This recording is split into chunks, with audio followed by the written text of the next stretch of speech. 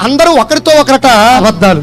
నోరు తెరిస్తే అబద్ధాలు. ఒకడి గురించి ఆడి గురించి చెప్ప, ఈడి గురించి చెప్ప. ఏం అవసరం నీకు? దేవుడి గురించి చెప్పరాదు? మంచి మాటలు చెప్పరాదు? బాగుంటుంది. మంచి బతుకు బతకరాదు? ఎందుకు ఆ తప్పుడు సాక్ష్యాలు, తప్పుడు మాటలు? ప్రపంచాన్ని చూస్తే ఎలా అయిపోయిందంటే తండ్రి అని చెప్తున్నాడు. దావీదు గారు చెప్తున్నాడు ఏమని?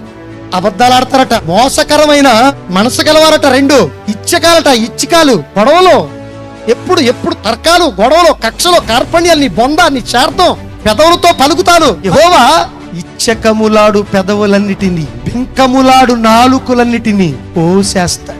అప్పుడప్పుడు ఉపయోగిస్తాడు. నాలుగు కోసేస్తాడు దేవుడు అంటుంది చూడండి. అక్కడ ఈ మాట అది. నాలుగులు కోస్తాడట, వెంటబడతాడట, వేటాడతాడట, చీల్చి చెండాడతాడట. దేవుడు లేడని అప్రమత్తంగా బ్రతుకుతున్నావేమో, నువ్వు అసహ్యమైన కార్యక్రమాలు చేస్తున్నావేమో, కొండెపు మాటలు మాట్లాడుతున్నావేమో, వాళ్ళ గురించి వీళ్ళ గురించి మాట్లాడుతున్నావేమో, వాళ్ళని వీళ్ళ మోసం చేస్తున్నావేమో, మనస్సు మార్చుకోకుండా ఇష్టానుసారంగా బ్రతుకుతున్నావేమో, జీవితాన్ని మార్చుకోకుండా దేవుడి కోసం నీ బ్రతుకుని కట్టుకోకుండా నీ బ్రతుకును అంతాంతరంగా ముగించుకుంటున్నావేమో. జాగ్రత్త.